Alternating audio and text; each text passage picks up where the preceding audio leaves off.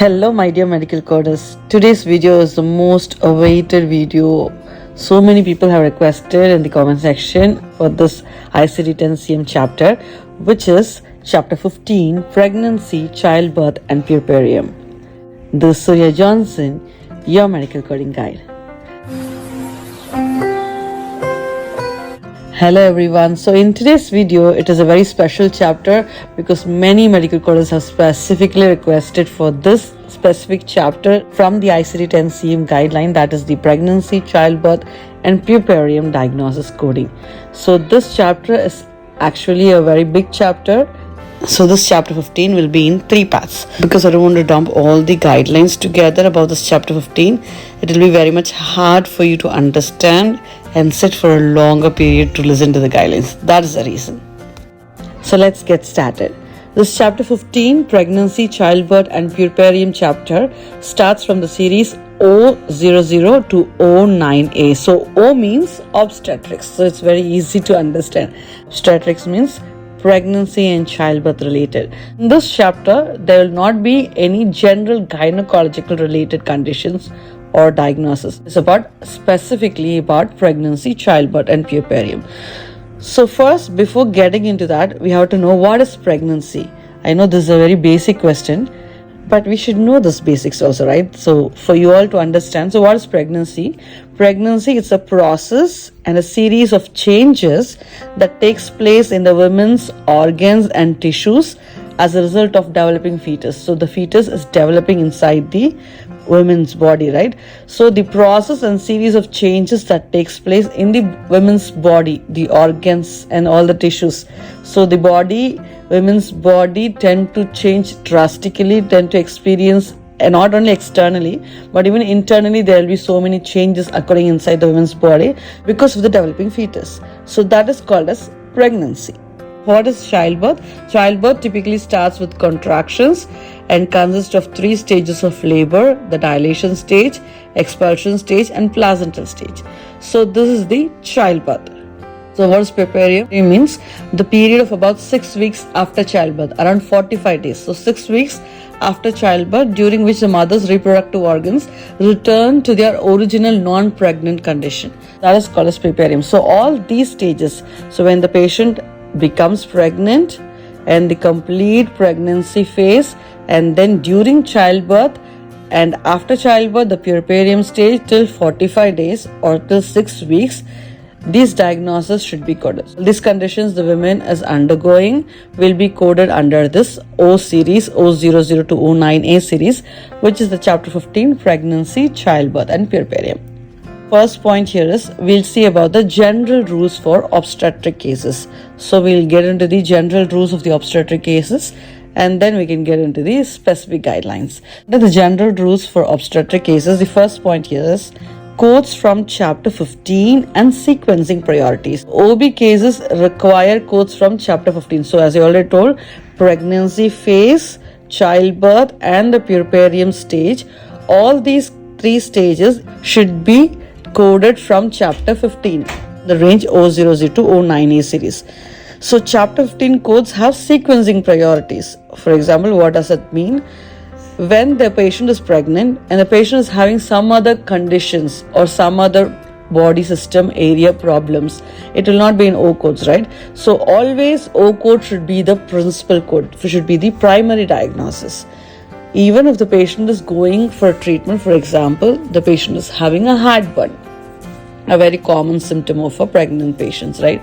So patient is going for a complaint of heartburn, low back pain.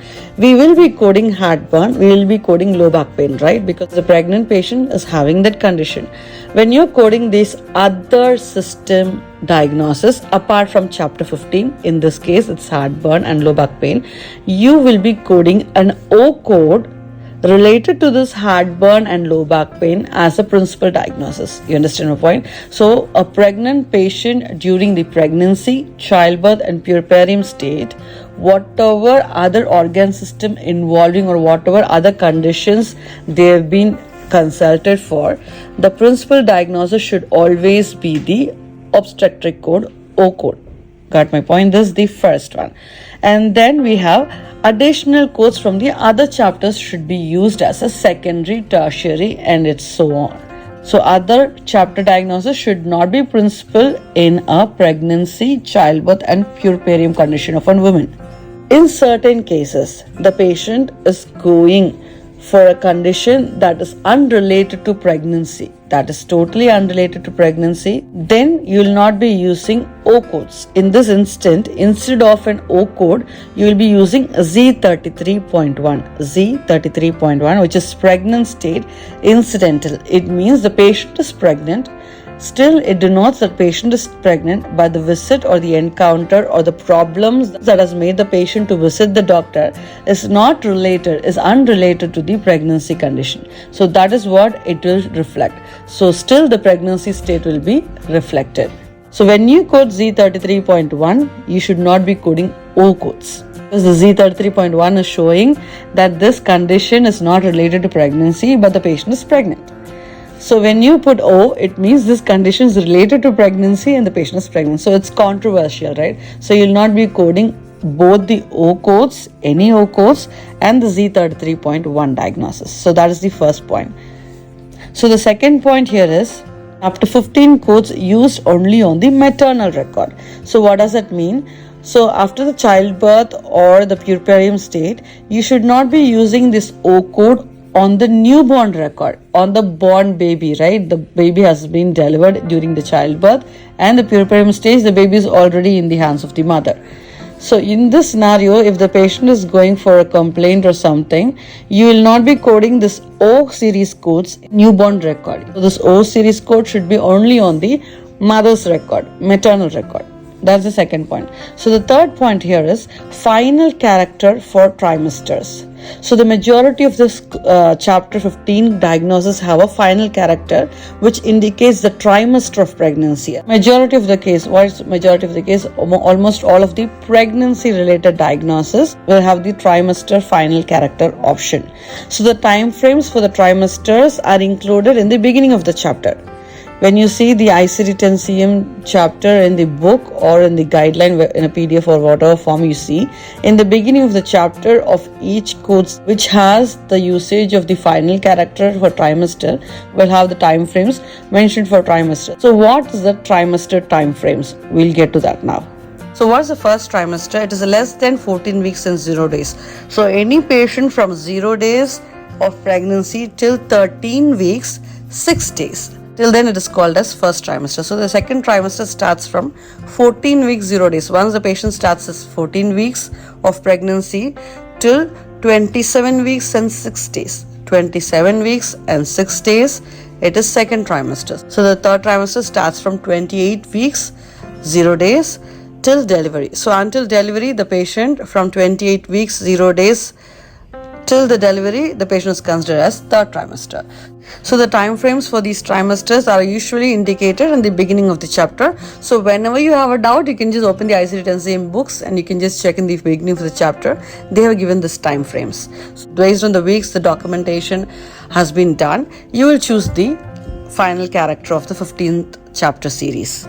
In certain diagnoses, there will not be any trimester mentioned.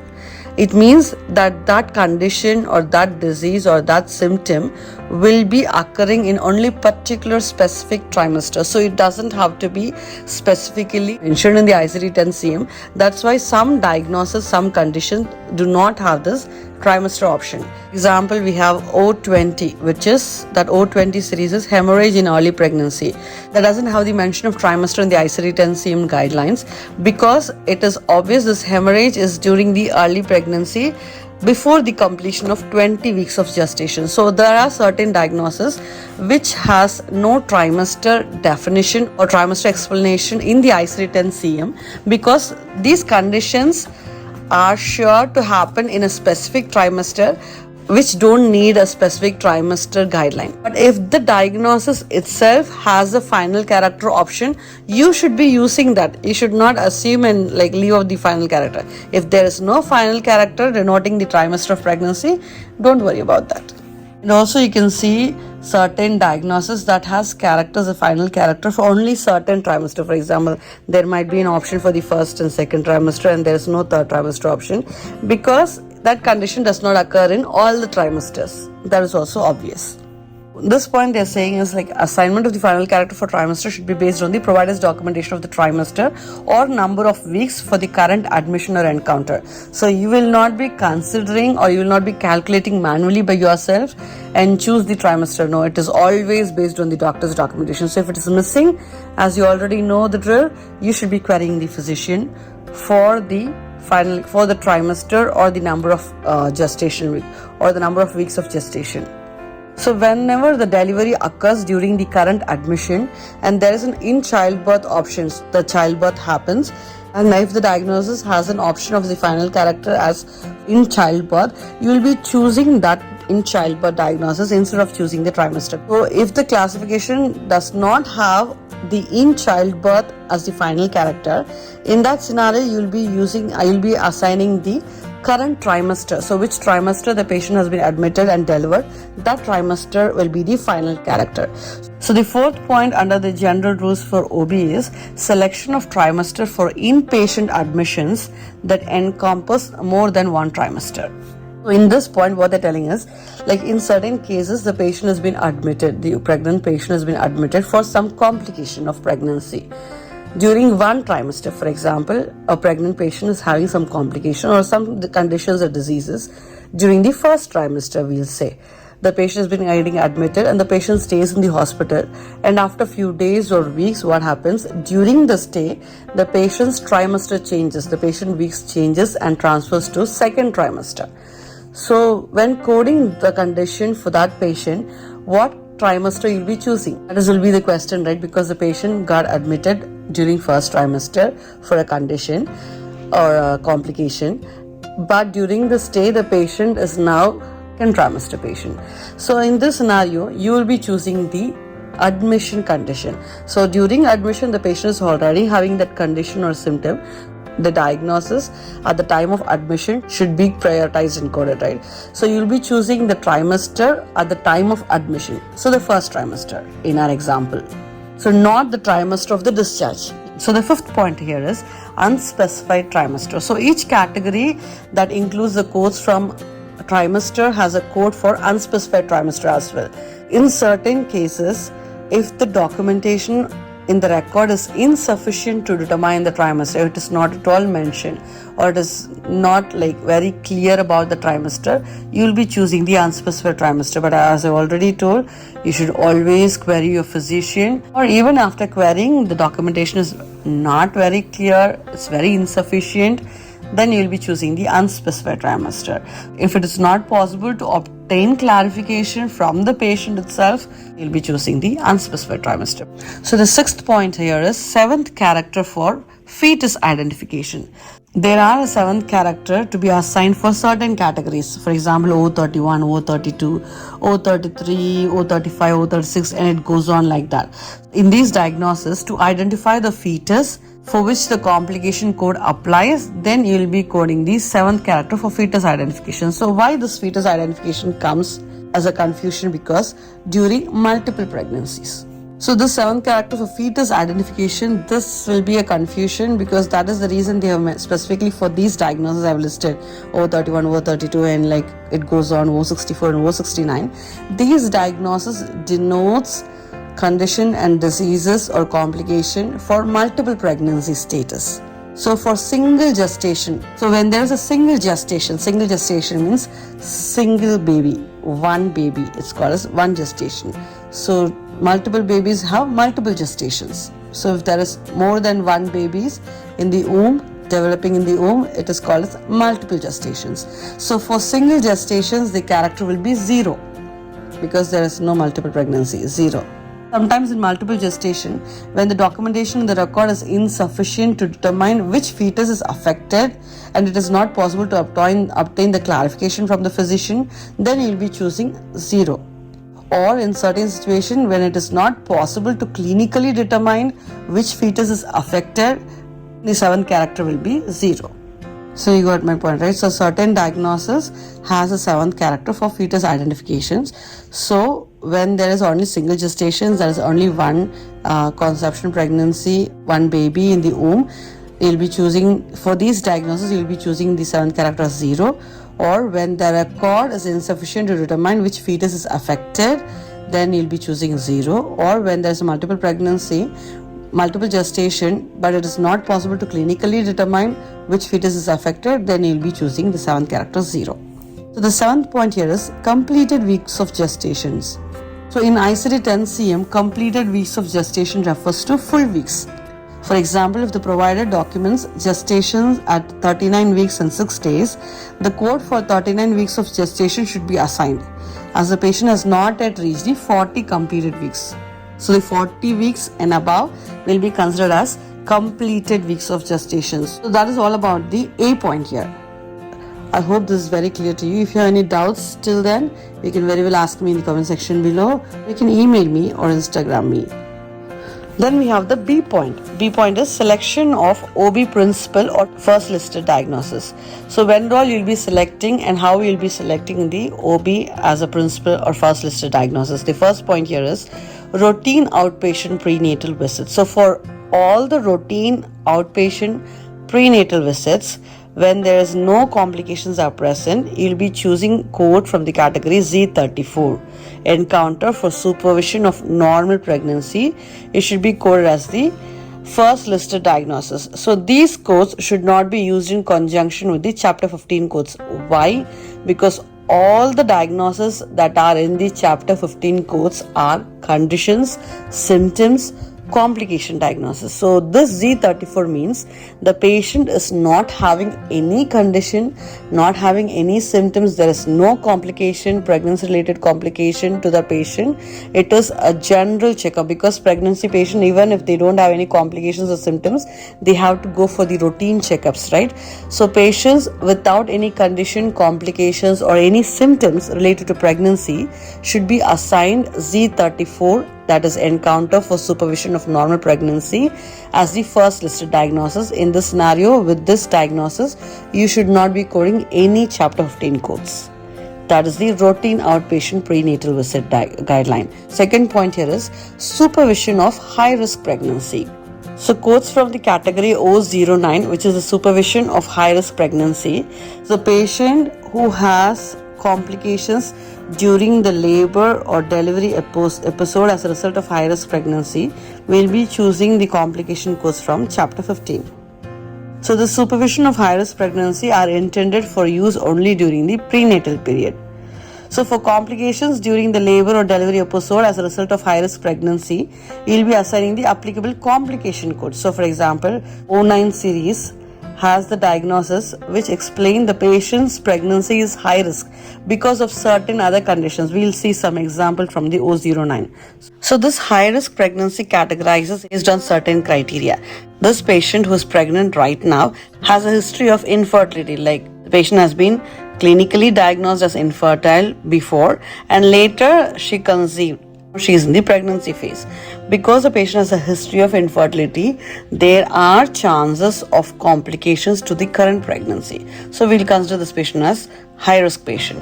Or some cases, the patient's previous pregnancy had some complications, like previous pregnancy, the patient had some ectopic pregnancy, molar pregnancy, like the patient has so many complications in the previous pregnancy. So there are chances of the same or similar complication to happen in this current pregnancy. The patient has previous so many gynecological related problems. So these pregnancy are tagged as high risk pregnancy. Or the patient who is currently in the pregnant state has a very insufficient antenatal care. She didn't have proper antenatal care in her previous trimester or in her beginning weeks of gestations. These pregnant patients are high risk pregnancy. Or the patient has many deliveries before. She has many conceptions or many deliveries before. So this makes the patient's current pregnancy high risk. Or the patient is very elderly. If the patient is very young, is also considered as high risk pregnancy patient. Or if the patient has some social problems that might affect the current pregnancy, will be tagged as high risk pregnancy also. current pregnant condition, the conception, is because of our assisted reproductive technology, because of some in utero procedures, the patient is considered as high risk pregnancy. So these are examples based on the 009 series of supervision of high risk pregnancy. This pregnancy means the patient is not having any issues right now, but the patients may or may not have some complication because of these high risk conditions. What all we see, for example, ectopic pregnancy, or the pregnancy is because the patient has a previous infertility, or the patient is very young or elderly. These scenarios are considered as high risk pregnancy. So when a patient has any of these history or current condition and record, the patient is simply labeled as high risk pregnancy. So always when a patient is coming for an outpatient prenatal visit, so it will be using only during the prenatal period. That's what they're telling. And for other complications during the labor and delivery episodes, as a result of this high risk pregnancy, you'll be assigning codes from chapter 15. So because of this high risk conditions, the patient is also having some complications or has developed some problems during the labor or delivery, you'll be choosing other diagnosis, complication diagnosis from chapter 15 as well. So if there are no complication during the labor or delivery episode, then you will be coding 080 as encounter for full-term uncomplicated delivery. So the same point has another point for routine prenatal outpatient visits for patient with high-risk pregnancy. A code from 009 supervision of high-risk pregnancy should be used as a first listed diagnosis. You understand? So the patient who has been labeled as a high-risk pregnancy, whenever they come for a prenatal visit, always for all visits during the prenatal visits, you should be coding this 009 as the principal diagnosis. Should be the first listed diagnosis. So whatever other condition or other diagnosis or symptom she is having, you'll be coding the other chapter 15, secondary, tertiary, and so on. Third point here is episodes when no delivery occurs. So in episodes when no delivery occurs, the principal diagnosis should correspond to the principal complication of the pregnancy which necessitated the encounter. The patient is having more than one complication, then which and all should be treated or monitored, and all these diagnoses should be coded. So in that scenario, you can choose any of the diagnoses. Like the patient if is having any complication, you'll be choosing that as the principal diagnosis. Or if the patient is having many complications or many conditions during pregnancy, you can choose any of the diagnoses. So sequencing will not be a problem in that. The fourth point here is when a delivery occurs. So when an OB patient is admitted and delivers during the admission, the condition that prompted the admission should be sequenced as a principal diagnosis. The patient is admitted for some problem or complication, and then patient delivers as well. So in this scenario, the principal diagnosis will be the reason for admission. If multiple conditions prompted the admission, sequence the one most related to the delivery as the principal diagnosis. It is very obvious. If the patient is having multiple conditions that resulted in the admission and then the patient delivers, then you choose which will be the most appropriately related to the delivery will be the principal diagnosis. So a code for any complication of the delivery should be assigned as an additional diagnosis. So the patient during delivery has some complication, you'll be assigning that as a secondary diagnosis. The reason for admission will be the principal diagnosis. In case of cesarean delivery, if the patient was admitted with a condition that resulted in the performance of a cesarean procedure, the condition should be selected as a principal diagnosis. The same thing. So the fifth point here is outcome of delivery. So a code from category Z37, outcome of delivery, should be included on every maternal record when a delivery has occurred. So when the patient has been delivered, so you'll be adding Z37, outcome of delivery, and this should be included in every maternal record when a delivery has occurred. So these codes should not be used on subsequent records, subsequent visits. So during admission till the patient has been discharged, you'll be adding that Z37 outcome of delivery diagnosis. And after discharge, if the patient is coming again for a visit, you will not be adding this, or the newborn record as well. You will not be adding this outcome of delivery.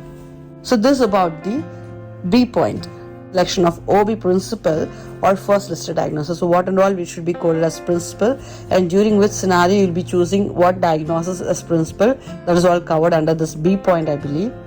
We'll do the C point next. The C point is pre-existing conditions versus conditions due to the pregnancy. Pre-existing conditions versus conditions due to the pregnancy. So what is pre-existing conditions?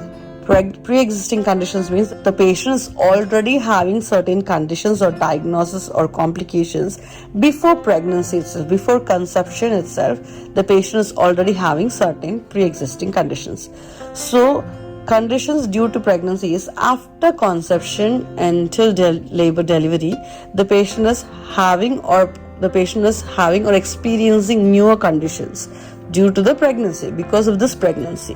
So we should distinguish between that. So certain categories in chapter 15 distinguish between conditions of the mother that existed prior to pregnancy, that is pre-existing, and those that are direct result of pregnancy. So when assigning codes from chapter 15, it is always important to assess the condition which is pre-existing prior to pregnancy, or it is developed during the pregnancy condition, current pregnancy, and then you'll assign the correct code. For example, there are common pre-existing conditions in normal patients, right? Like diabetes, hypertension. So doctors documenting diabetes or hypertension. So if you have a doubt whether that is a pre-existing condition, this is already before the pregnancy or during the pregnancy, because of pregnancy these conditions have arisen, query the physician clearly, and once it's clarified, you'll choose the diagnosis accordingly, because there are similar diagnoses for pre-existing conditions or the conditions that have developed because of this current pregnancy. So there are certain conditions that do not require pre-existing or pregnancy-related condition classification. There are something directly available diagnosis. So the D point here is pre-existing hypertension in pregnancy. So there is a diagnosis category O10, which is the pre-existing hypertension complicating pregnancy, childbirth, and puerperium. This includes codes from hypertensive heart and hypertensive chronic kidney disease. So everything is under this O10. So when assigning one of the O10 codes that includes hypertensive heart disease and hypertensive chronic kidney disease, it is always necessary to add a secondary code from the appropriate hypertensive category to specify the type of heart failure or chronic kidney disease, because there is no specificity of that heart condition or the kidney condition in that O10. So when you're choosing this O10 for the pre-existing, the patient is already having hypertension before pregnancy, right? For the pre-existing hypertension in pregnancy, when you're choosing O10 series, you'll be coding O10 series, which includes in general hypertensive heart disease and hypertensive chronic kidney disease. It will not specify the state, the category to specify the type of heart failure or the stage of the chronic kidney disease. So in that scenario, you'll be coding the specific chapter diagnosis from the heart failure diagnosis for the chronic kidney disease, denote the type and the specificity. So we covered this 4 points. So if you have any doubts in these 4 points, you can very well ask me in the comment section below, or you can email me or Instagram me, so I'll try to help you clarify your doubts. So if you found this video to be useful, please hit the like button and share with your medical coding friends or the friends who really want to become a medical coder. And if you haven't subscribed yet, or if you're new to my channel, please subscribe and hit the notification bell icon so you'll not miss any of my future medical coding related videos. So this is Surya Johnson, your medical coding guide.